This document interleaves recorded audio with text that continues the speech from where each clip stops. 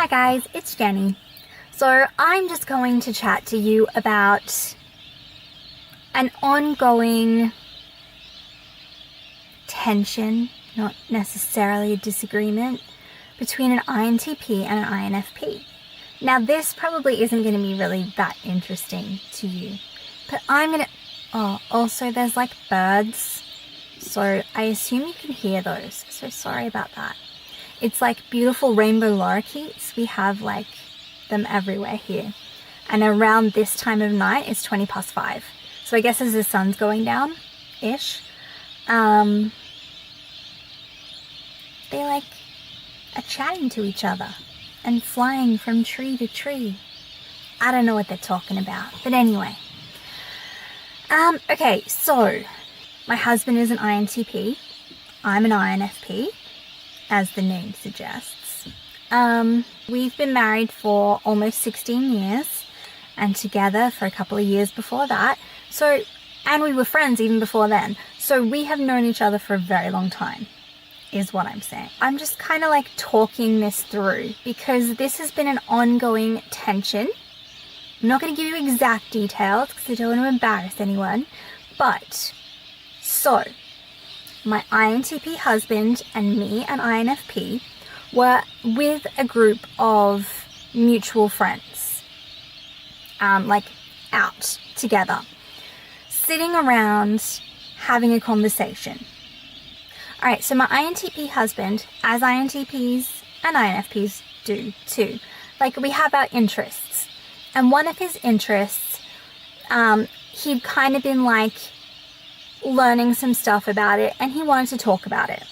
Now, this group of mutual friends of ours, we're in a very different community to what we grew up in and that we've lived in for the past decade. So we lived in Europe for the past decade, mostly in London. So the kinds of people that you hang out with in London is very different to the kinds of people that we hang out with here in a small seaside town. And it's just a very different type of community, like a lot of older people than us. And more importantly, everybody that we're hanging out with in this community, they're all sensors. And we're both intuitives. So it's a bit different. Okay, this is too long-winded. Why am I even telling you this backstory? Because it seems important to me. And because I haven't thought through what I'm going to say, obviously, because I'm me. So, because literally, I've just dropped my husband off with some of these friends. So that's why it's fresh in my mind and I'm trying to process it. But I'm kind of annoyed that I can't give exact details because it's taking extra processing for me to consider what to say and what not to say and how to give examples without giving specifics. I'm perfectly capable of this. It's just there's a lot of like emotion going on. So I guess my storytelling capabilities are less at the forefront because my FI is doing things strongly right now. Okay, so by the way, guys, haven't seen you in ages. Anyway, I've gotten sidetracked and this is, what am I talking about? Guys, what am I talking about? Okay, so social situation. We are all sitting around. We've all gone out together. We're having a few drinks. I wasn't because I'm usually designated driver. I don't really like drinking very much. So by way of getting out of having to socially drink, I've become the designated driver. Because then there's no pressure because I'm dropping them all home and I'm driving. So anyway, we're all there. They're having drinks. INTP hubby wants to talk about something that he's been interested in. However, I'm pretty sure most INTPs do this. So to communicate their idea, they may take you down a different path to give you context or to get you headed in the correct direction. Probably older INTPs, maybe younger ones too, who have learnt that if they take a direct route to what they're trying to describe to you, that they tend to lose people along the way. So my INTP hubby has learned how to very effectively take you on a journey to his logical conclusion, and he's taking you to that logical conclusion so that if there's any error in his workings to get to that conclusion, he's really open to hearing where he's gone wrong or things that he didn't consider. That's just how his brain works and how he enjoys having conversations. Now, this group of people, intellectual conversations are not really something that they are interested in. Like I said, very different. And I'm not saying one is better than the other, because honestly, I get exhausted if hubby only has me to talk to about his intellectual observations and explorations, because it can get a little heavy and I get bored often. I can follow his logical train of thought if I take the time to listen to it, but sometimes, like, either I've heard lots of things about it and it's not really something I'm interested in, and he's like still working it out, so sometimes I do get bored and I don't listen as well as I should. But anyway, okay, so back to this conversation with this group of people who are not necessarily on the same wavelength as my husband. This might also be an INTP thing, or it might just be him, but he will make a really bold, black and white statement that might be controversial or offensive to the people listening, but often he will make this not only for the shock value, but to gain information about his listeners. Or legitimately, that is his conclusion, and he is stating his conclusion, which is really controversial and potentially offensive, and then he will take you on a journey to how he came to that conclusion and invite you to pick his conclusion apart, or, prove him wrong and give him some points that he hadn't considered. To be fair, he rarely has anyone correct his conclusion, because most people will come at it from a, bottom line, I don't like your conclusion, it makes me feel bad, or it just doesn't feel good, but I have no logical reason for why that's wrong. So that happens. Anyway, so he made a bold statement that was quite offensive, or could be perceived as offensive, and I butted in and I said, but you don't really mean that.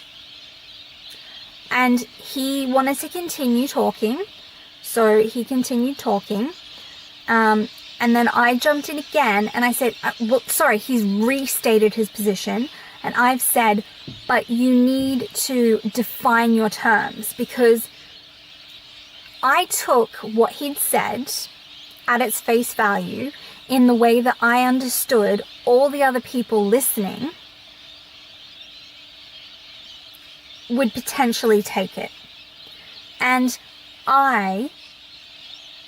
honestly, I think my motivations for getting him to define the terms was because I didn't want him to be disliked by these people based on this statement he'd made, because they've taken it the wrong way. Because I've noticed with people, his INTP way of stating his position, it doesn't really work with a lot of people, because they will just get offended and they will just shut down and say, oh, well, that guy's just mean, or that guy's just arrogant, that guy's just not a nice person.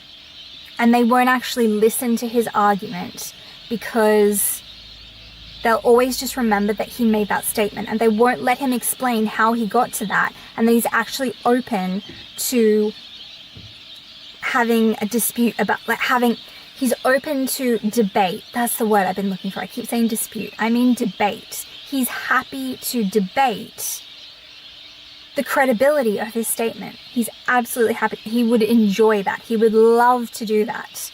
What he doesn't like as an INTP is if you just want to have an emotional reaction to the statement and shut down all logical reasoning, call him names, or just paint him with this brush of, that made me feel bad, so you're a bad person.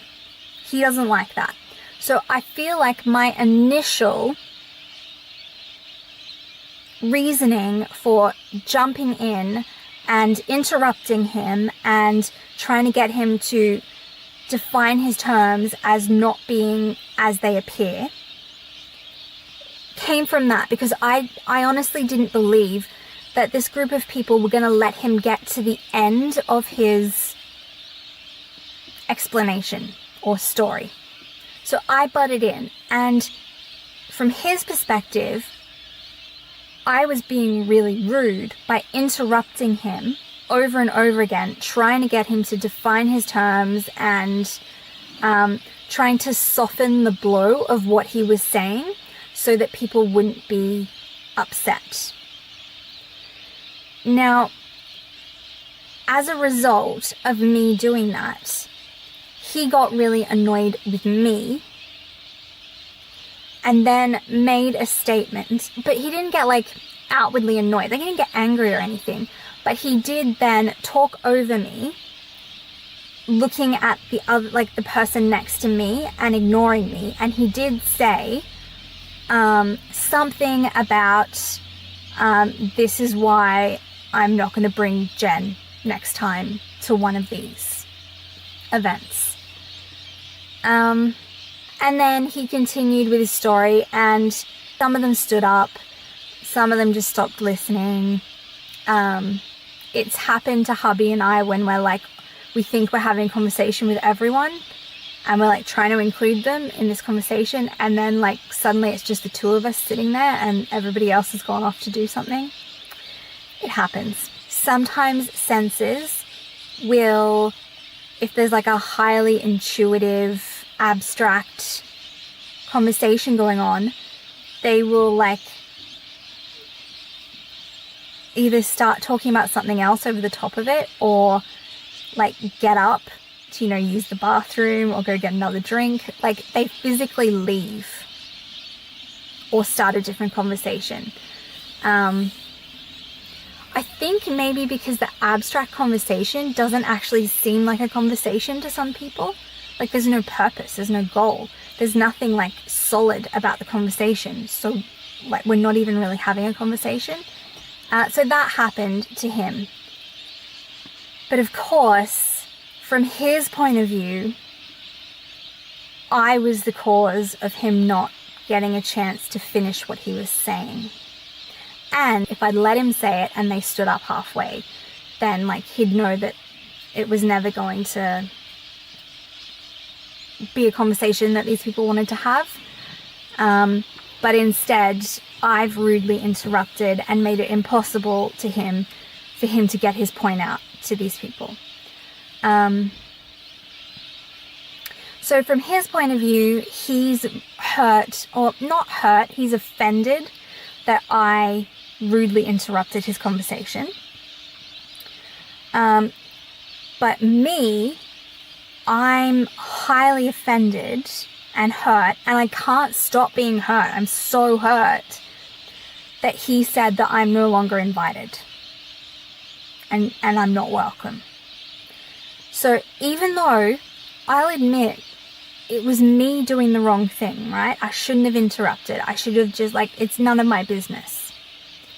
Despite that, I can't help being incredibly hurt and upset with him, he was the one that did something wrong.